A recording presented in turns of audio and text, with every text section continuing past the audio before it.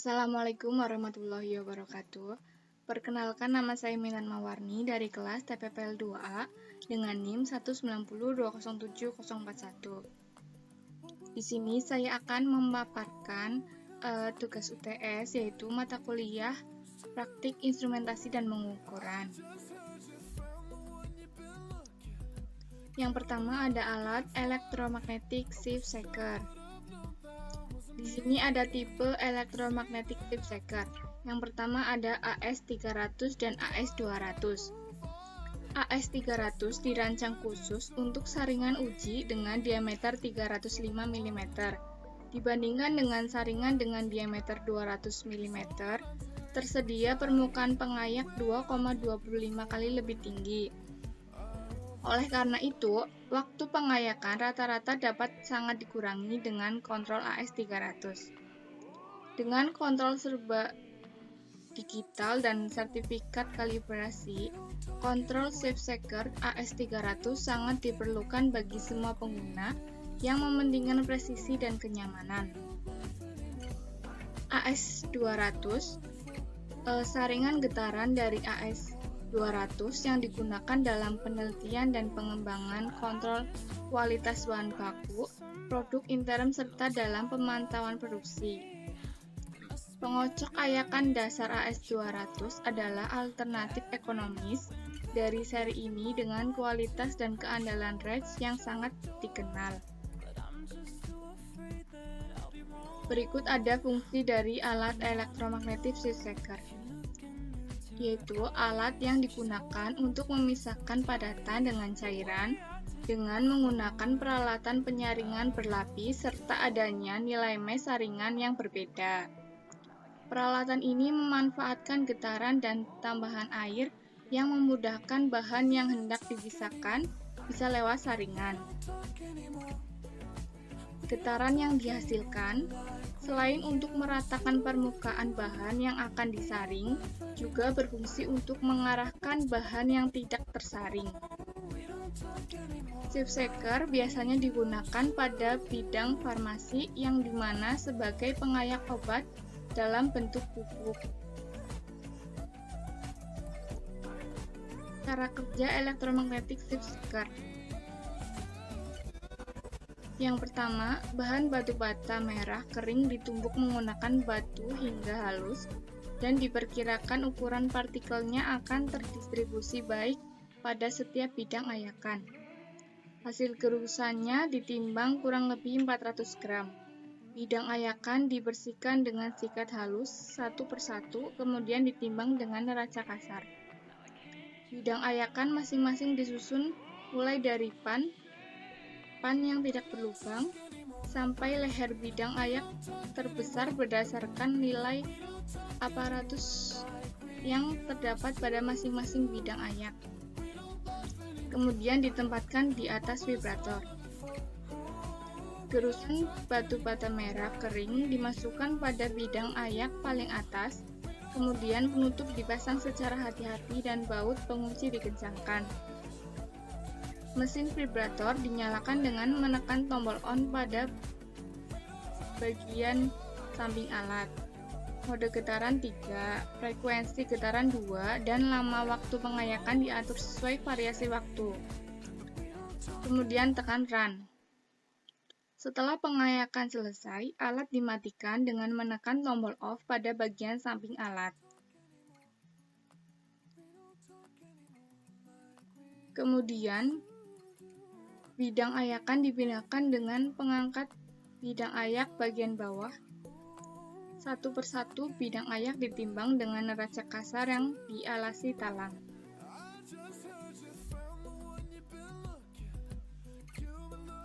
Berikut ini spesifikasi electromagnetic shift shaker tipe AS300 dan AS200. AS300 rentang pengukuran 20 UM atau 40 UM. Gerakan pengayakan, gerakan melempar dengan momentum sudut.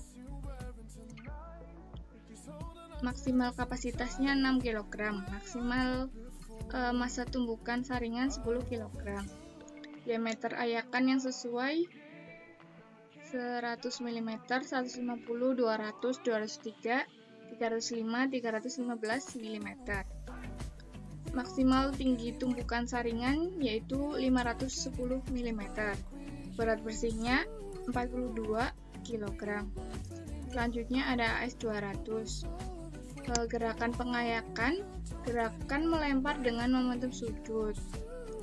Maksimal kapasitasnya 3 kg, maksimal massa tumpukan saringannya 4 kg. Diameter ayakan yang sesuai ada 100 mm, 150, 200, atau 203 mm. Maksimal ketinggian tumpukan saringan ada 510 mm. Namun berat bersihnya 3,35 kg.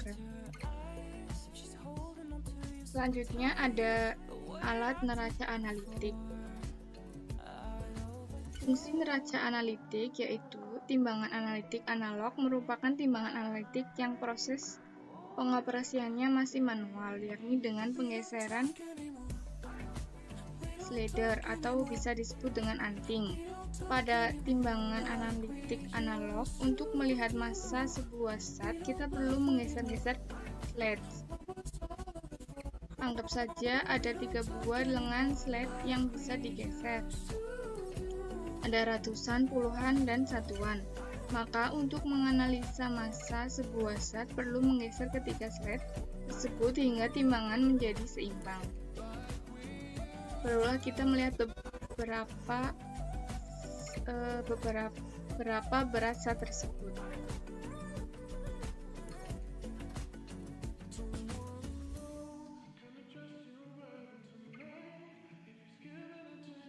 Berbeda dengan timbangan analitik, timbangan analitik digital menawarkan kemudahan dalam pengoperasian. Kita tinggal menempatkan zat yang akan diukur massanya pada wadah yang telah disediakan atau dikenal dengan istilah balance pan. Penggunaan timbangan analitik digital yang mudah menjadi pilihan bagi para laboran dan peneliti untuk bekerja dengan cepat dan praktis. Berikut ini cara kerja dari timbangan analitik. Yang pertama, letakkan piringan di atas timbangan. Tekan tombol tab agar bobot piringan 0. Buka salah satu kaca pada timbangan. Letakkan bahan kimia yang akan diukur bobotnya di atas piringan tersebut. Gunakan alat bantu saat meletakkan bahan kimia tersebut, karena meletakkan dengan tangan, debu yang ada pada tangan akan mempengaruhi berat bahan tersebut. Tekan tombol yang ada pada timbangan dan tunggu angka yang tertera hingga 4 digit di belakang koma. Bersihkan timbangan dengan sikat pembersih agar sisa bahan kimia tidak tertinggal yang akan mempengaruhi keakuratan saat melakukan timbangan berikutnya. Berikut ini ada spesifikasi timbangan analitik. Yang pertama yaitu timbangan tipe SY204 dan timbangan M124A. Yang pertama, SY204, kapasitasnya 200 gram, resolusinya 0,1 mg. Selanjutnya M124A. Kapasitas 120 gram, tersedia juga kapasitas 160 gram, 220 gram, 250 gram, dan 310 gram. Resolusinya yaitu 0,1 mg. Kalibrasinya eksternal. Diameter panik 80 mm. Waktu responnya kurang dari sama dengan 4 detik. Dimensi timbangan 215 kali 345 kali 345 mm. Selanjutnya ada desikator.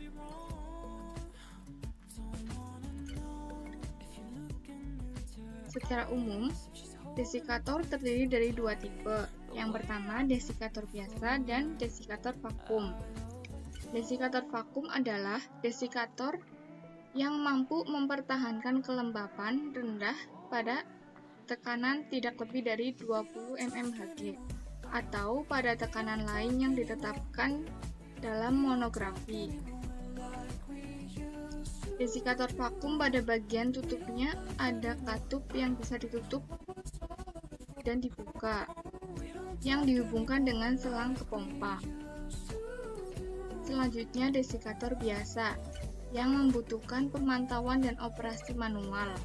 Jika desikan menjadi jenuh, maka perlu regenerasi melalui pemanasan atau penggantian. Tipe jenis ini bersifat fleksibel dan bisa digunakan untuk berbagai jenis desikan. Fungsi desikator yaitu desikator laboratorium adalah panci atau wadah yang terbuat dari bahan kaca atau gelas yang tersusun, yaitu berfungsi untuk menghilangkan air dan kristal hasil pemurnian.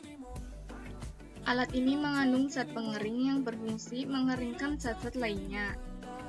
Suatu alat yang dibutuhkan untuk menghilangkan kadar air dalam suatu bahan. Cara kerja dari alat desikator, yang pertama, membuka tutup dari desikator atau esikator dengan cara menggesernya. Selanjutnya, letakkan alat atau bahan yang hendak didinginkan atau dikeringkan ke dalam desikator. Setelah alat atau bahan itu masuk, tutup kembali penutup dengan cara menggesernya kembali. Tunggu beberapa saat sampai alat atau bahan itu sudah dingin dan bebas air. Buka kembali dengan cara menggeser tutupnya. Jika dilakukan penimbangan, akan diperoleh bobot yang stabil. Selanjutnya ada beberapa hal yang perlu diperhatikan dalam penggunaan dan perawatan desikator. Yang pertama, buka tutup desikator dengan cara menggesernya. Menggunakan satu tangan untuk memegang bagian bawah desikator. Hindari mengangkat tutup untuk membuka desikator. Pastikan dalam tutup desikator tersebut diberi vaselin secara merata. Jika silika gel sudah mengalami perubahan warna dari aslinya, keringkan dengan menggunakan oven pada suhu 105 derajat selama beberapa jam atau ganti dengan silika gel yang baru. Berikut ini ada spesifikasi desikator vakum. Di sini ada merek Duran yang berdiameter 300 mm atau 30 cm, tingginya 420 mm atau 42 cm. Ada ID bibir 332 mm, OD bibir 380 mm. Desikator vakum memuat volume 18,5 liter. Desikator vakum dapat mempertahankan kelembapan pada tingkat rendah atau tidak lebih dari 20 mmHg. Selanjutnya, desikator biasa terbuat dari bahan kaca yang tebal. Pada bagian bawahannya terdapat silika gel yang berfungsi untuk menyerap uap air atau menjaga kelembapan. Sekian pemaparan tugas dari saya. Bila ada kesalahan mohon dimaafkan. Wassalamualaikum warahmatullahi wabarakatuh.